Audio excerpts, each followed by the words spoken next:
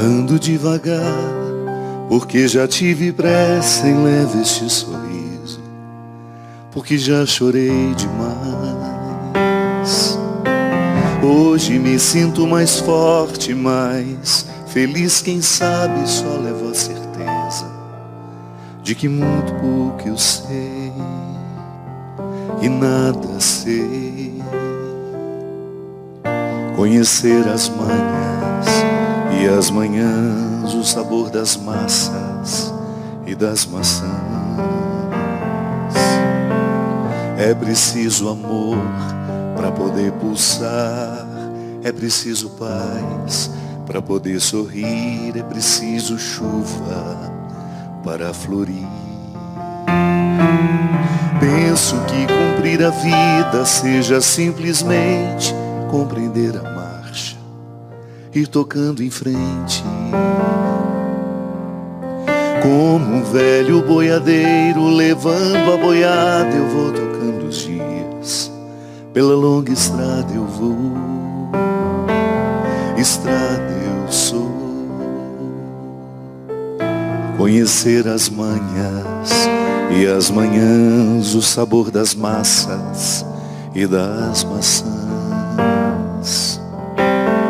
É preciso amor para poder pulsar, é preciso paz para poder sorrir, é preciso chuva para florir.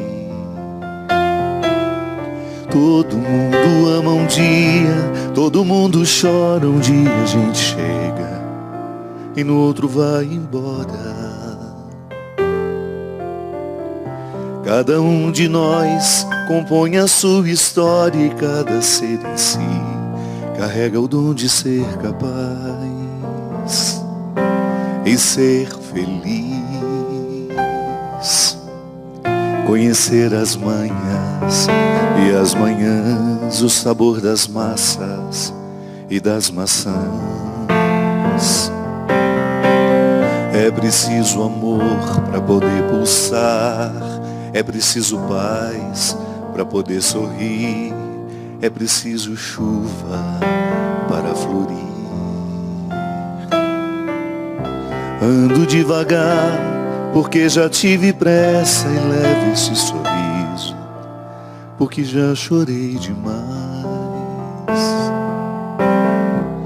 Cada um de nós compõe a sua história e cada ser em si carrega o dom de ser capaz e ser feliz. Muito boa noite, é com muita alegria que nós começamos o nosso programa Direção Espiritual. Hoje gravando aqui em Brasília, com toda a equipe da Canção Nova de Brasília, a quem eu agradeço pelo carinho, por me receber, e também a Andréia, que nos recebe aqui na sua casa, nos oferecendo esse espaço como um cenário natural, é uma residência mesmo, para que a gente não ficasse sem o programa. Cada um de nós carrega o dom de ser capaz e ser feliz. E um pouquinho antes, numa estrofe que vem antes deste último refrão, nós dizemos que num dia a gente chega e no outro a gente vai embora. Uma metáfora interessante da duração da vida.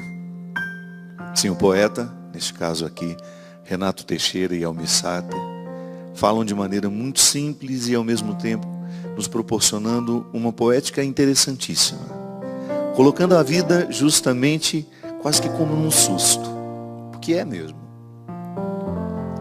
E eu acredito que ultimamente nós estejamos todos ainda mais assustados na não percepção do tempo, né? Nós estamos vivendo de uma maneira que parece que a gente não percebe o tempo passar. Ontem mesmo era Natal, já passou o Carnaval, daqui a pouco é a Páscoa, e assim a gente vai. Num dia a gente chega e no outro vai embora. Sim, se a gente não tem a percepção do momento presente, tudo isso parece um susto. Eu me lembro que na semana passada nós falamos da necessidade de compreender a vida como uma oportunidade única, irrepetível E nós falamos do quanto nós somos pouco experientes em perceber o nosso cotidiano. Ainda essa semana lá no Twitter, uma pessoa que eu admiro muito, ela é psicoterapeuta, ela escreveu assim que, claro, eu não vou repetir da maneira como ela falou, porque não me recordo exatamente como foram as palavras, mas toda sexta-feira nós temos uma enxurrada de vídeos no WhatsApp, de mensagens dizendo assim, sextou. E ela fez uma reflexão interessante sobre isso. Ela viu um pouquinho os avessos. Claro, muita gente pode mandar só por uma graça mesmo. Mas a expressão sextou, na maneira como ela é colocada nas redes sociais, dá-nos uma impressão de que a gente só suporta a semana.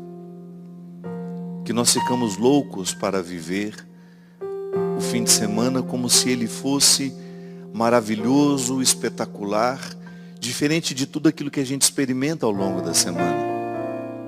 E há uma tristeza mesmo nisso, né? Se você for pensar que a gente vive a segunda, a terça, a quarta, a quinta, a sexta também, como se fosse um peso, um fardo a ser levado. E que somente no momento em que nós iniciamos o fim de semana é que a gente tem algum alento. Aí eu até respondi para ela que talvez o problema esteja em nós não percebermos o valor dos processos. Sim, porque tudo aquilo que eu faço na minha vida é processual. É processual porque são fatos que estão alinhavados por um objetivo. Processo é isso. É tudo aquilo que está alinhavado, que tem coerência, que tem argumentos, e que depois quando você olha para ele é um todo. Não é apenas um detalhe, não, é um todo. O processo, ele vai observar todas as fases daquilo que está sendo analisado. E na nossa vida, minha gente, se nós não tivermos a sabedoria necessária, nós vamos viver a vida sempre esquecendo de que ela é processual, querendo apenas o resultado das coisas. E não é assim. Se eu não me alegrar no processo, a felicidade não será possível para mim. Jung, que foi um grande seguidor de Freud, que depois criou uma forma muito única de ver a psique humana, ele dizia justamente que o ser humano ele fica vivo à medida em que ele é alimentado por um desejo. Se a gente não deseja, se a gente para de desejar, a gente aos poucos vai morrendo. Sim, porque para ele o desejo é um elan vital que nos mantém vivos. É aquele movimento interior que faz com que a gente tenha disposição de acordar todos os dias, de ir trabalhar, de ir viver, de fazer o que a gente precisa fazer, porque um desejo nos alimenta. Jung dizia que quando nós vivemos a satisfação do desejo, pode haver até uma certa frustração. Aí a gente vai descobrir que o melhor do desejo era construí-lo, e nem tanto a sua realização. É daí que nasce aquele ditado popular que o melhor da festa é esperar por ela. Sim, a experiência de você cultivar um desejo, e você pode chamar de outra coisa, pode falar de outra forma isso. Viktor Frankl chamava de sentido da vida. Quando você mantém vivo o sentido das coisas, da existência, daquilo que te faz ser quem você é, você começa a saborear o processo, que não é só um resultado do sentido da vida, não. O sentido da vida pode até me levar a alguns resultados, mas nem sempre eu tenho resultados daquilo que eu faço. Mas eu preciso descobrir uma satisfação ali naquilo que eu faço. É o preparar. É igual o significado da palavra esperança. A esperança não é um conceito estagnado, pronto. Não, porque eu espero, eu digo, eu estou esperando. Mas significa que enquanto eu estou esperando, eu estou construindo aquilo que eu espero. Também aí você tem uma dimensão processual. Você não está de mãos cruzadas, braços cruzados, esperando por aquilo que você quer que aconteça. É por isso que na esperança cristã é uma esperança operante. Um conceito que a gente pega de um filósofo não, teólogo, protestante inclusive, Moltmann, dizia de maneira sofisticada que a esperança cristã, ela é operante. Isto é, eu opero enquanto espero. Eu faço, eu construo aquilo que eu estou esperando. Essa é a esperança cristã em relação à eternidade. Às vezes muitas pessoas têm uma certa ansiedade, né, em relação à eternidade. E eu compreendo. Nós que somos ocidentais, nós temos uma dificuldade muito grande de lidar com a eternidade, porque nós ocidentais somos muito racionais. Na semana passada eu falava da monja Regina, que é uma hinduísta. E chegou um momento de algumas explicações que ela estava nos dando, e eu percebi que ela ia ficando assim, como que sem graça diante de nós, e aí ela parava e falava, mas isso não dá para explicar. Sim, porque embora ela seja ocidental, ela está vivendo uma religião que tem uma filosofia oriental muito baseada numa capacidade que eles têm de não precisar perguntar racionalmente sobre tudo. Eles convivem bem com a pergunta. Eles não têm tanta necessidade da resposta.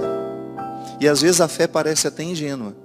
Mas nós que somos ocidentais, com essa necessidade de racionalizar tudo, nós muitas vezes olhamos para a eternidade e queremos entendê-la.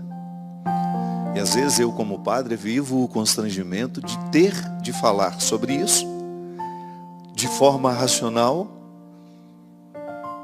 quando na verdade a eternidade não cabe nos nossos conceitos racionais. Aí a pessoa me pergunta, padre, como é que é depois que a gente morre? Primeiro, eu não morri também, não sei, estou na mesma situação que você. Aí a minha fé, eu como cristão, eu sou levado a acreditar que a eternidade será o meu encontro definitivo com Deus. Isso pode significar tanta coisa, mas não dá para racionalizar isso. Porque se eu tentar racionalizar, há pessoas que têm necessidade de imaginar o céu igual uma cidade. Com ruas, com casas, onde moram os melhores, onde moram os piores. Há pessoas que têm necessidade imensa de pensar o céu como se fosse um lugar igual aqui. Sim, se eu estou falando de eternidade, naturalmente eu preciso esquecer o tempo e o espaço, que são categorias humanas, terrenas. O tempo, esse que a gente olha no relógio. O espaço, essa localização, onde fica essa casa, onde fica a outra casa, onde está essa cidade. Você pega um mapa e você identifica as cidades, os países, os estados. Bem, se eu quiser compreender a eternidade a partir dos conceitos racionais e daquilo que racionalmente eu posso falar, eu vou ficar com uma visão muito mesquinha da eternidade. É por isso que Moltmann dizia que o conceito de esperança é a forma mais justa e honesta que nós temos de pensar a eternidade. A partir dele, eu espero, mas o que eu espero? Não sei. Será uma surpresa. Mas enquanto eu espero, eu preparo, porque a esperança é operante. Tá, mas como é que eu preparo? Vivendo bem. É vivendo bem que nós preparamos a eternidade. Pare de ficar com essa ansiedade, de ficar querendo saber como será depois da morte. Ocupe-se da vida, é a única maneira que você tem de preparar a morte. É a maneira mais justa, mais honesta que você tem de olhar para a sua eternidade, para aquilo que lhe espera, é vivendo bem o momento presente. Por isso que nós não podemos compreender uma religião que nos faz ter desprezo pelo tempo e pelo espaço. Durante muito tempo, vigoraram algumas espiritualidades que ensinavam as pessoas a ter desprezo pelo mundo. Não faz sentido, minha gente. O mundo a que Jesus se referia, vós estáis no mundo, mas não sois do mundo, essa expressão de Jesus para os seus apóstolos não era para que eles desprezassem as coisas do mundo. Não, era para que eles soubessem que este mundo é passageiro. essa casa é passageira. Este piano é passageiro.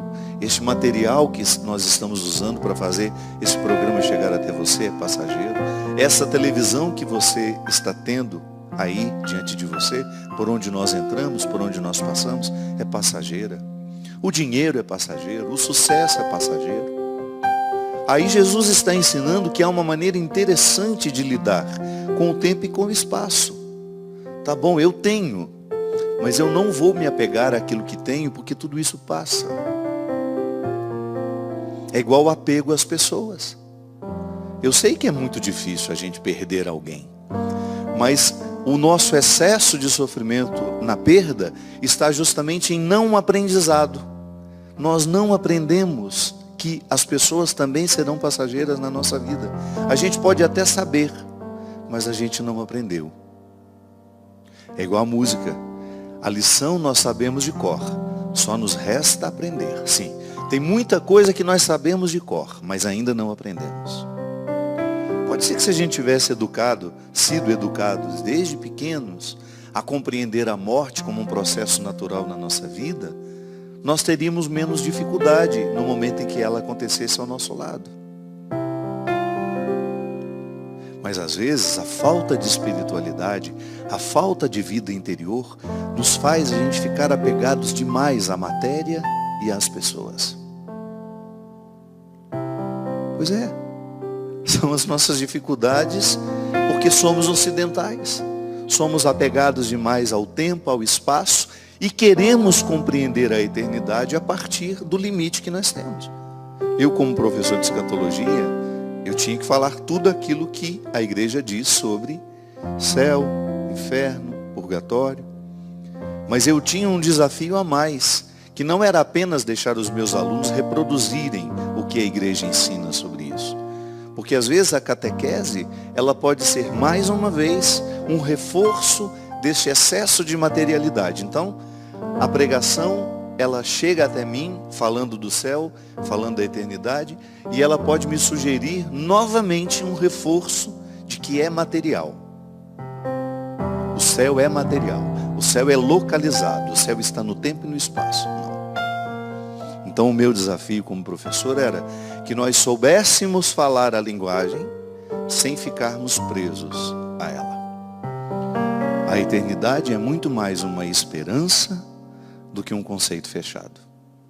Tá bom, eu espero. Mas o que eu espero? Não sei. Mas eu vivo bem para esperar. E aliás, a melhor maneira de preparar a eternidade é vivendo bem. Não há outro jeito.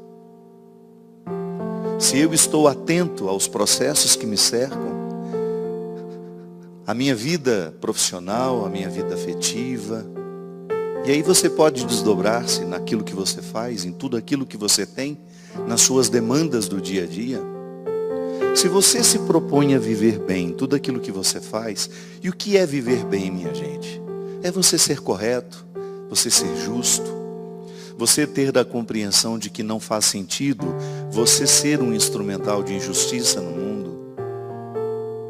Como nós tivemos na semana passada, aquele massacre de 2 rapazes, um de 17 anos, o outro de 25. Pensar que esses 2 rapazes escolheram terminar as suas vidas destruindo outras vidas. Isso aconteceu da noite para o dia? Não. Porque isso vai aos poucos sendo semeado dentro de nós. Nós desconhecemos a história pessoal deles, por isso nem cabe julgamento. Você pode até ficar endinheirado, você pode pensar, meu Deus, como uma pessoa é capaz de fazer isso? Sim, pode ser que você também fosse capaz de fazer a mesma coisa se você tivesse passado pelos mesmos caminhos que eles passaram. Não estou justificando ninguém, estou apenas alertando para a necessidade que nós precisamos ter de perceber as coisas com mais amplitude.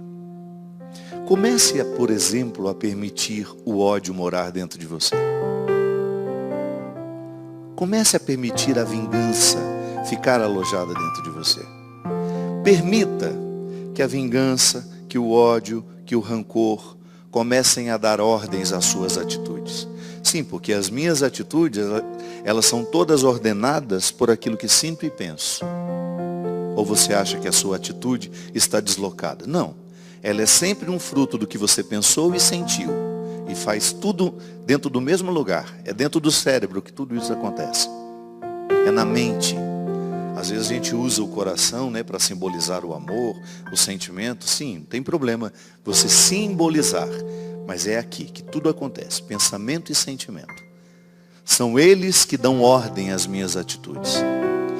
Tudo aquilo que sai de mim como uma atitude, como um gesto, é fruto do meu pensamento e do meu sentimento.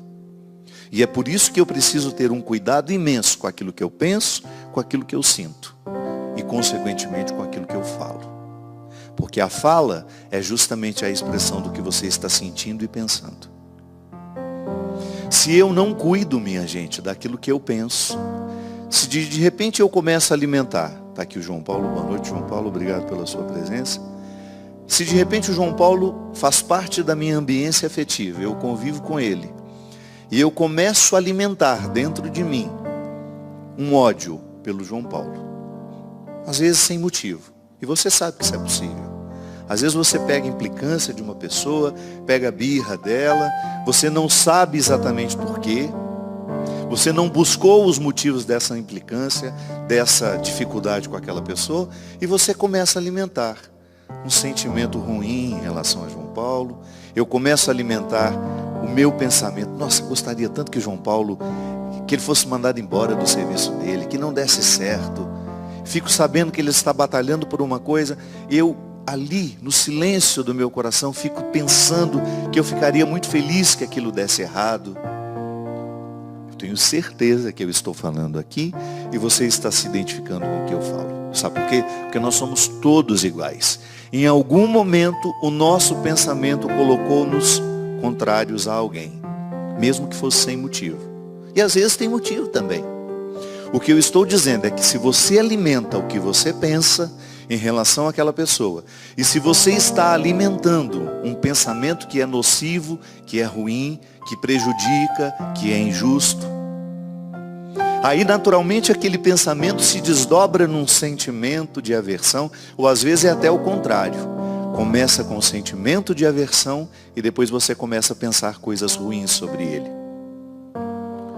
Se você alimenta isso dentro de você, se eu alimento, no exemplo que eu estou dando, se eu começo a alimentar o meu sentimento de rejeição a João Paulo e o meu pensamento de desejar que João Paulo se dê mal, que João Paulo morra, que João Paulo seja prejudicado, eu estou a um passo de ser capaz de fazer um gesto concreto que prejudique a vida de João Paulo.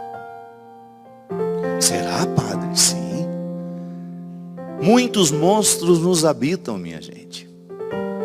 Por isso que eu digo para você, a gente olha para essas pessoas que são capazes de matar, que são capazes de assassinar outras pessoas, e a gente se acha tão diferente delas. Começa a alimentar o ódio dentro do seu coração para você ver. Comece a alimentar a vingança, e de repente você está achando normal pegar uma arma e acabar com a vida daquela pessoa. Comece a alimentar os sentimentos que são diabólicos para você ver. Um prazo, sei lá de quanto tempo, 2, 3, 4, 5 meses, às vezes um ano, você será capaz sim de tirar a vida daquela pessoa. Por quê? Porque o diabo se alojou no seu pensamento e no seu sentimento. E é por isso que a palavra, às vezes ela é tão enganosa. Às vezes uma pessoa fala uma coisa para você, uma palavra que expressa bondade, mas a palavra já está a serviço.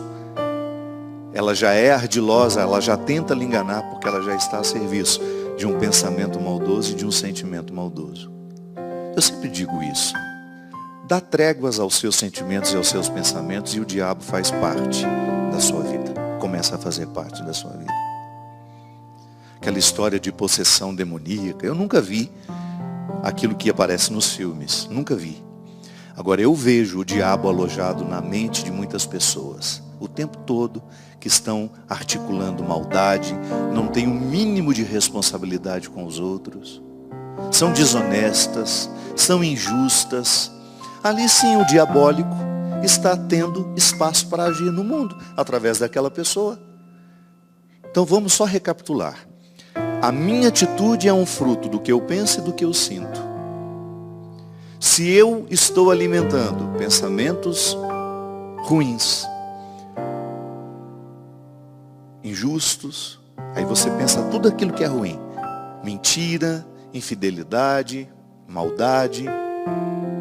Se o meu pensamento está nutrindo isso dentro de mim, ele está então julgando sentimentos também ruins, que vai me colocar numa oposição, que vão me colocar numa oposição em relação às outras pessoas.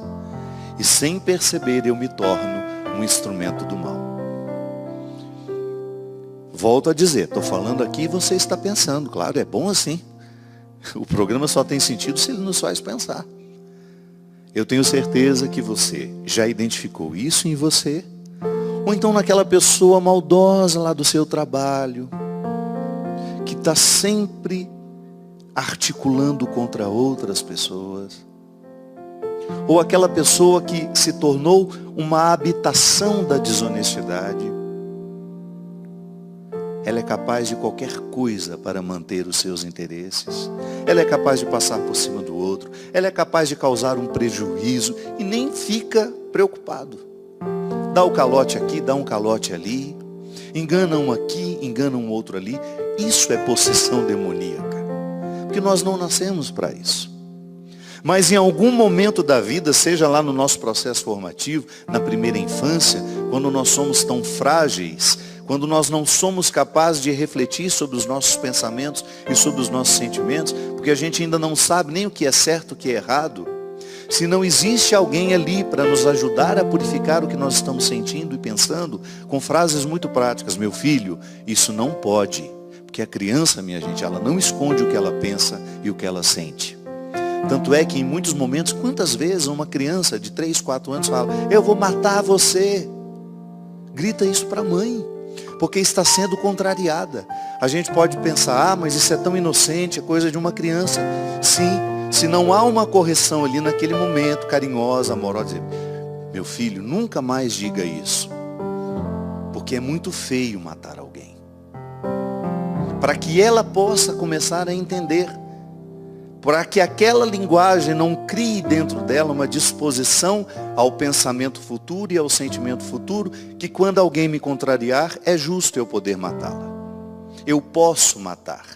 Se a gente não tem uma pessoa nos orientando, minha gente, seja pai, seja mãe, seja avó, avô, tio, irmão, vizinho, se nós não tivermos na fase em que nós não temos este filtro do certo e do errado, se nós não temos alguém para nos ajudar a entender o que a gente sente, o que a gente pensa, nós nos tornamos futuros assassinos.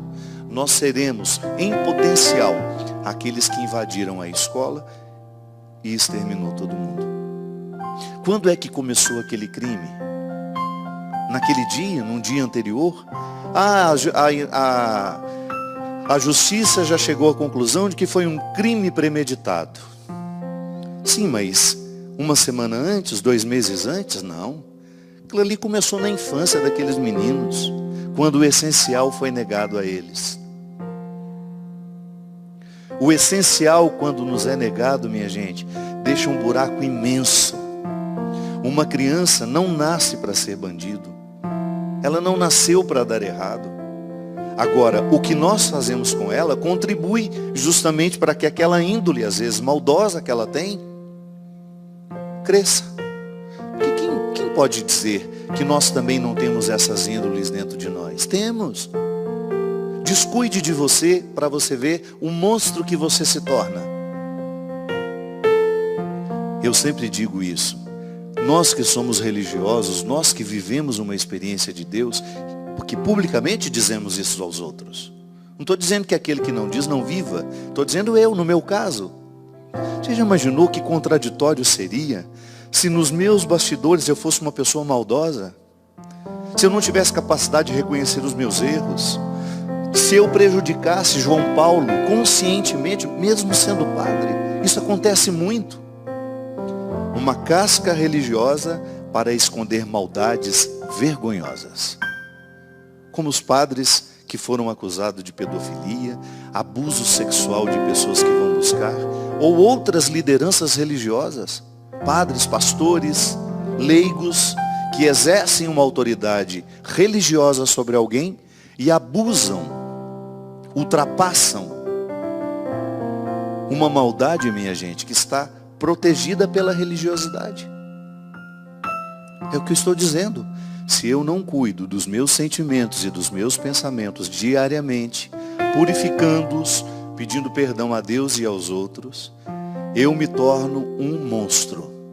Sim, tenho potencial para ser santo? Tenho. Mas também tenho potencial para ser um monstro. E com você não é diferente. É por isso que você precisa ficar muito atento ao que você sente, ao que você pensa e, consequentemente, ao que você fala, para que você não se torne um obstáculo para si mesmo, para que você não se torne um monstro, para que você possa recolher de você somente aquilo que você tem de melhor e purificar no dia a dia, para que toda essa tendência que você tem a fazer a maldade não cresça dentro de você. Nós vamos para um rápido intervalo e a gente volta já já com o programa Direção Espiritual.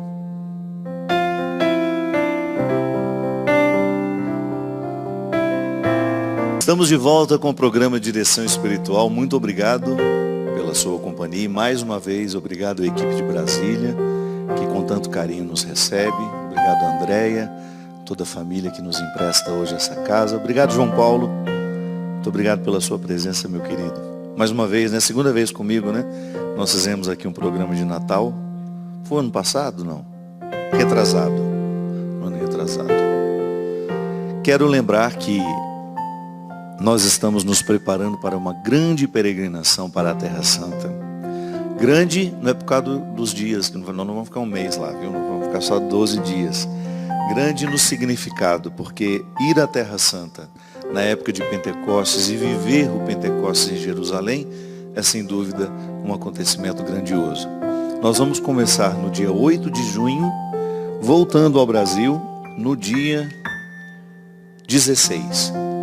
Você é o nosso convidado. Passaremos pelos principais lugares santos, teremos uma experiência de peregrinar. Como eu sempre gosto de lembrar, a minha amiga Fabiana da Obra de Maria fala com muita sabedoria. Com ela eu aprendi essa expressão, que o peregrino anda por fora, né? Nós vamos aos lugares santos, mas os lugares santos também precisam andar dentro de nós. Então a peregrinação ela só acontece quando nós somos capazes de peregrinar por dentro e por fora. Permitir que Deus faça nessa experiência dessa viagem uma visita muito especial no nosso coração.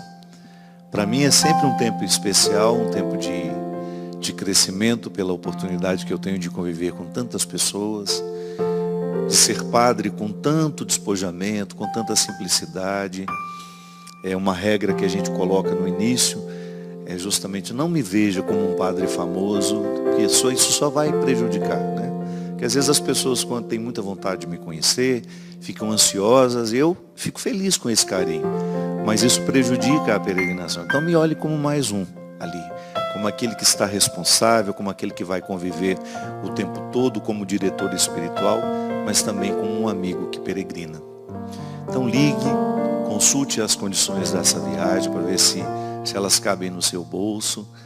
Divida essa alegria em 24 vezes sem acréscimo, porque vale a pena. Nós precisamos colocar, a gente precisa ter coragem de colocar alegria na nossa vida. Às vezes a gente fica guardando dinheiro, guardando, claro, a gente não pode ser irresponsável, mas às vezes nós temos o sonho de fazer tantas coisas e a gente não faz, a gente vai adiando, e depois quando a gente percebe o tempo já passou e a gente deixou o dinheiro para os outros, para fazer confusão na vida dos outros, né? Então é bom a gente ter a consciência de que nós merecemos retirar os sonhos da gaveta e realizá-los. E a gente nessa sexta-feira, dia 22, hoje é quarta, né? Próxima sexta, dia 22, eu estarei no Shopping Leblon, no Rio de Janeiro, lançando o livro Por Onde For o Teu Passo, que lá esteja o teu coração. Será a partir das 17 horas na Livraria Travessa. E temos também a agenda Na outra semana nós já estaremos nos Estados Unidos. Nós temos o show O Sagrado dos Dias no dia 29 de março em Danbury. No dia 30 de março nós estaremos em Newark. E depois no dia 31 em Boxborough. É isso mesmo, Mônica? É assim que fala esse nome? Mônica está conversando, não está nem prestando atenção no programa. Boxborough,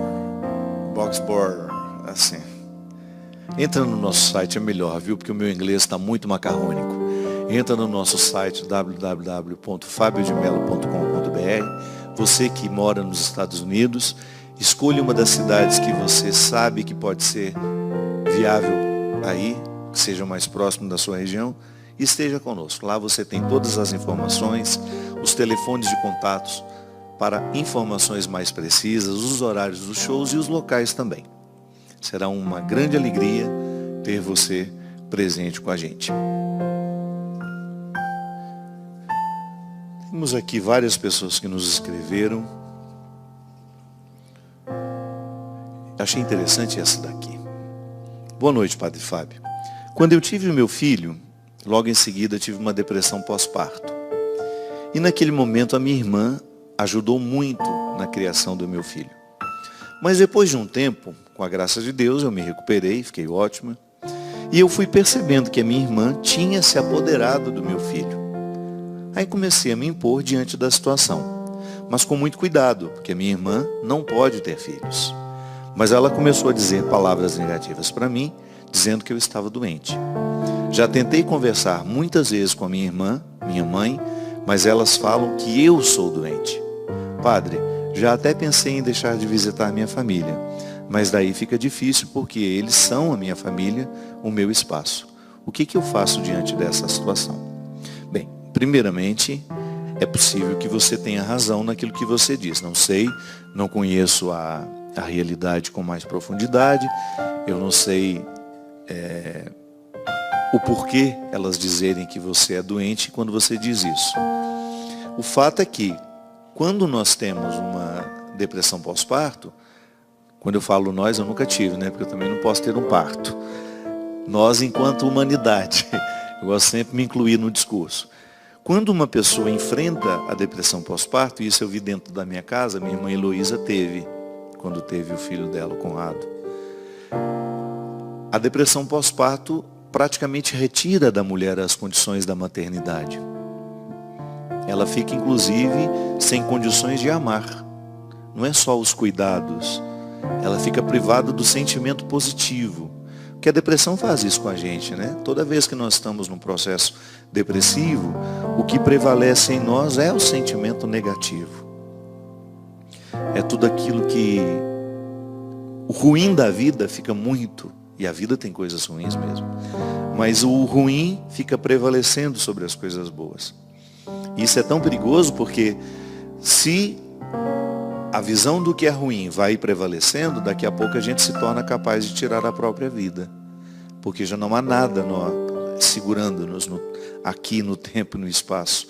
Não há nada do significado da vida que possa nos segurar. Na depressão pós-parto, então, a mulher ela não fica somente privada. Ela não tem só a não disposição de cuidar do filho. Ela também tem uma indisposição ao amor. E dependendo do agravamento do quadro, ela pode não desejar mais aquela criança. Às vezes a rejeição é tão profunda que ela não quer ver aquela criança. Eu não sei qual foi a intensidade da sua depressão, minha filha. O que eu sei é que a sua irmã, certamente percebendo a sua indisposição ao menino, e não tendo ela passado pela oportunidade de ser mãe, descobriu ali naquele socorro que ela estava dando, ela foi, à medida que foi cuidando do sobrinho, ela foi desenvolvendo a maternidade que ela não tinha vivido em outras, com filhos dela. E aí você tem sim um estreitamento de vínculo que pode ficar desordenado. Por exemplo, eu me lembro que nos primeiros dias da depressão da minha irmã, e foi tão grave, minha gente, que teve um dia de madrugada, eu me lembro, eu estava dormindo no quarto com ela porque eu estava ajudando a cuidar. Eu era um adolescente na época. Eu nem estava no seminário ainda. E eu me lembro que ela foi amamentar o Conrado, e o Conrado chorava. Ela arremessou o menino. Ela jogou ele numa distância, assim. E assim que ela jogou, ela assustou com a própria atitude. Foi um choque para ela. E ela teve uma crise de choro, mas ela não tinha vontade de pegar novamente o menino no colo. Aí eu peguei, tirei ele do quarto. Graças a Deus ele não machucou, porque era frio. E ele estava muito enroladinho, né? As crianças antigamente ficavam muito enroladas, né? Punha cueiro, punha não sei mais o que, punha manto. Então ele quicou igual uma bola na parede. Coitado. E aí eu peguei Conrado, saí com ele do quarto. Aí ele acalmou, ficou tranquilo. E eu desenvolvi com ele, nesses primeiros dias de vida dele, um vínculo assim muito estreito. Mas claro, eu sou homem, eu não iria me apegar a ele da mesma maneira como a sua irmã se apegou. Mesmo porque a maternidade dela, que ela não tinha vivido ainda, ela começou, o instinto materno dela veio todo à tona. Porque nós não podemos esquecer que nós somos instintivos, minha gente. E o que é o instinto? Um movimento que não passa pela decisão dentro de nós. Antes nós falávamos do nosso pensamento e do nosso sentimento. Que a gente tem um domínio sobre isso, sim. Você precisa aprender a dominar os seus pensamentos e os seus sentimentos. Dominando um facilita dominar o outro. Mas instinto, ele é animal. Ele não é refletido. Então quando ele vem em nós somos capazes de... É igual aquela história. Quando uma mãe vê um filho em perigo, o que vem nela? Não é a reflexão racional, é o instinto materno, que é de proteção. Então ela é capaz de enfrentar qualquer perigo. Ela nem raciocina. Se o menino estiver prestes a ser comido por um leão, ela se joga em cima daquele leão, porque ela não pensa que o leão é maior que ela. Ela está movida pelo instinto. Então quando nós estamos movidos pelo instinto, existe um espaço muito estreito para a reflexão. Então a sua irmã certamente não teve a partir do momento que o instinto aflorou, ela não teve muita escolha. Ela se afeiçoou ao menino e sentiu-se mãe dele. E a gente não pode avaliar, porque nós estaríamos fazendo um julgamento, né? Até que momento ela foi consciente disso, depois que o instinto se estabeleceu, o que ela foi capaz de refletir sobre isso. Agora, o fato é que, eu vou pensar muito mais pelo lado do seu sentimento, porque da sua irmã eu não sei. Já que você me dá autorização de falar alguma coisa sobre o que você experimenta dessa situação, eu vou falar para você e não o que diz respeito à sua irmã. Pode ser que você reviva um pouco da sua depressão toda vez que você vê o seu menino se relacionando novamente com a sua irmã. Então pode ser que você, no momento em que estava deprimida, começou a perceber que a sua irmã estava sendo mais mãe dele do que você. E agora, já curada da depressão, quando você vê a sua irmã se estabelecendo com seu filho, uma relação normal de tia e filho, você, na sua cabeça, retome o sentimento que você tinha naquela época, que tinha motivo. Sim, de fato, naquela época, a sua irmã estava sendo mais mãe dele do que você. Mas hoje não mais. Quando elas dizem que você está doente da cabeça, pode ser que elas tenham um pouquinho de razão. Pode ser que você hoje esteja recobrando do passado aquele sentimento de perda que você teve. Porque isso é muito difícil de administrar. A mãe que vive a depressão pós-parto, ela sabe que ela não tem condições de cuidar do filho. E quando ela vê uma outra pessoa cuidando, ela pode até no primeiro momento achar aquilo bom, que está fazendo por ela aquilo que ela não é capaz de fazer. Mas no fundo, ela sente que está perdendo o filho para aquela pessoa. Nós somos muito confusos, né? Os nossos sentimentos são todos muito contraditórios. Então eu posso, no mesmo sentimento que me faz feliz, porque tem alguém cuidando do meu filho para mim, eu posso também sentir o avesso desse sentimento, que é de perda. Alguém está cuidando para mim e eu estou perdendo a oportunidade de cuidar. Então esse sentimento contraditório, ele é desconfortável. Mas quando nós estamos saudáveis do ponto de vista emocional, a gente tem facilidade de corrigir isso. Você equaliza ali os dois lados do sentimento e fica bem. Agora, quando nós estamos adoentados do ponto de vista mental, é muito difícil fazer a equalização. Então pode ser que hoje você esteja não vendo o momento presente somente. Você está vendo a cena da sua irmã tendo um carinho com seu sobrinho, com seu filho, uma coisa que é muito natural. Eu tenho um carinho imenso pelos meus sobrinhos quando estou com eles. Mas você, porque tem um registro de perda em relação à sua irmã, na época da sua depressão, então você aflora o sentimento. Então eu acredito que seja mais interessante você pensar a partir de você. Se você de fato não está ressuscitando o sentimento de perda daquela época. E aí você vai ter que admitir que você está um pouco doente, sim. Que a sua mãe, que a sua irmã, ao dizerem que você está doente em pensar isso, não é nenhum problema você entender que porque a sua irmã teve uma ligação mais estreita com seu filho, ele também continue tendo uma relação estreita com ela. Mas não é porque ele te nega como mãe. Não. É porque ele foi muito cuidado por ela. Então o sentimento é positivo. Então não fique interpretando como negativo um vínculo de amor que o seu filho tem. Vou te dar um exemplo. A minha mãe é uma mulher que sempre soube me amar. Muito do jeito certo. Eu nunca me lembro assim da minha mãe ter demonstrado ciúmes. E olha que eu sempre fui um menino que, graças a Deus, sempre fui muito amado. Na vizinhança, como eu sempre gostei de pessoas mais idosas, de estar com elas, de conversar com elas, eu tinha muitas vovós ali naquela região da minha casa que gostavam muito de mim. Nunca vi minha mãe sentir-se enciumada porque eu estava recebendo amor de outros. Hoje a mesma coisa. Às vezes eu tenho situações em que eu ligo para minha mãe, estou aqui com fulano de tal, e minha mãe sabe que aquela pessoa gosta muito de mim. Como eu estar aqui, por exemplo, na casa da Andréia, que tem um carinho por mim, uma admiração, enfim, eu faço parte da família aqui. A minha mãe sente-se feliz quando sabe que eu estou num lugar que eu sou amado. Então, se você contorna o sentimento que você tem, você vai ficar no lado bom da coisa. Nossa, que bom, a minha irmã gosta tanto do meu filho. E você pode interpretar isso até como um privilégio.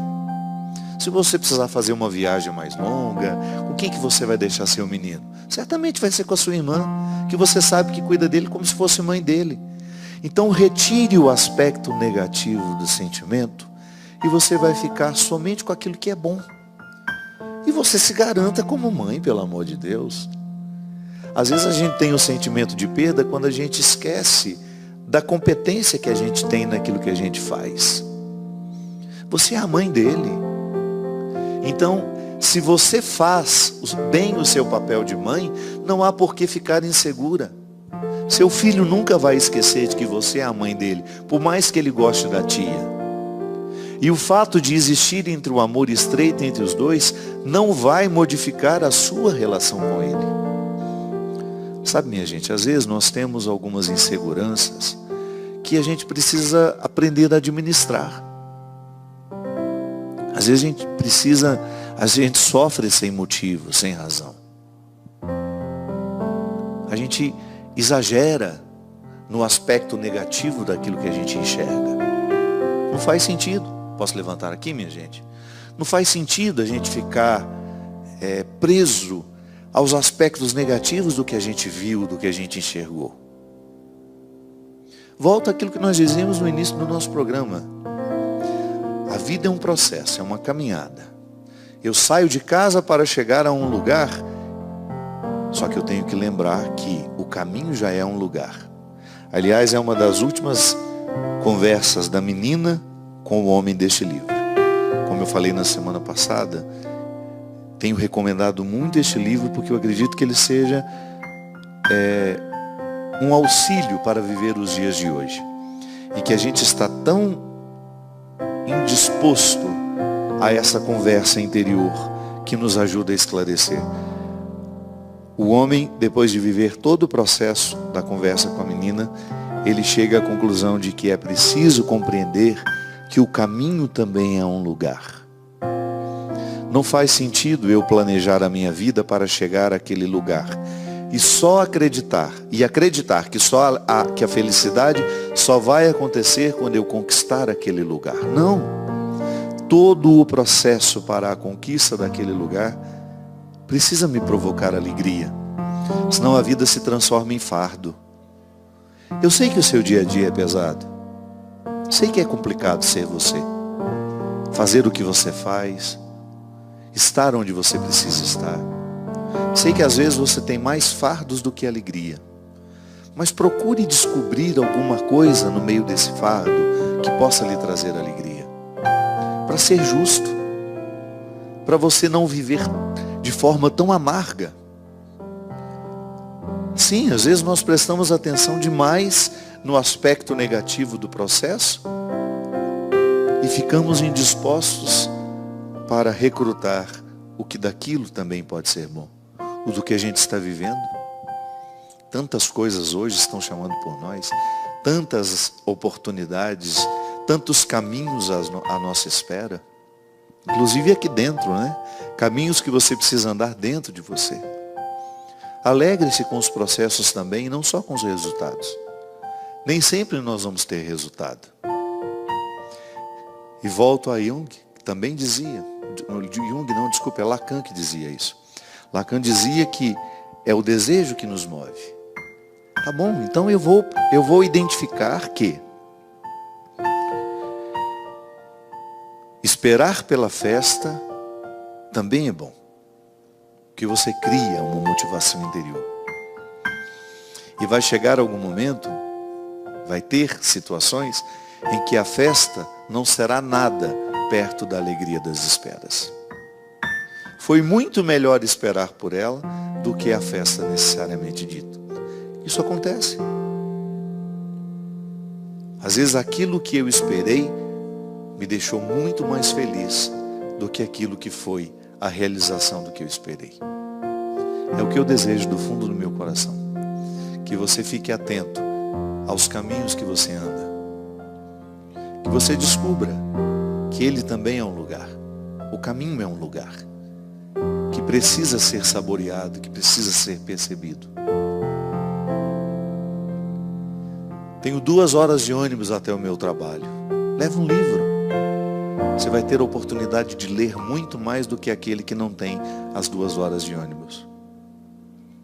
Em vez de ficar preso no celular o tempo todo, leve um livro.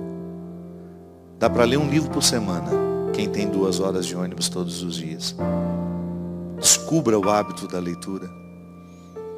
Ande pelos caminhos que o livro lhe proporciona. Faça alguma coisa ser positiva naquela rotina que às vezes é pesada. E que Deus nos abençoe neste propósito. Que os nossos caminhos sejam transformados em lugares. E que as esperanças nos motivem cada vez mais a construir, no tempo que nós temos, a realidade eterna que nós um dia queremos desfrutar. Derrame sobre nós a bênção e a proteção do céu. O Deus Todo-Poderoso, Pai, Filho e Espírito Santo. Amém. Até a semana que vem, se Deus quiser.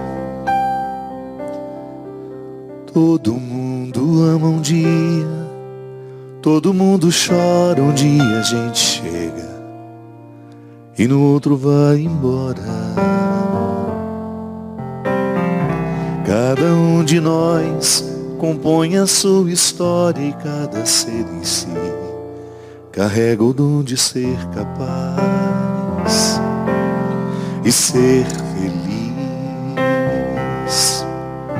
Conhecer as manhas e as manhãs, o sabor das massas e das maçãs. É preciso amor para poder pulsar É preciso paz para poder sorrir, é preciso chuva para florir. Ando devagar, porque já tive pressa e levo este sorriso, porque já chorei demais. Cada um de nós compõe a sua história e cada ser em si carrega o dom de ser capaz. E sei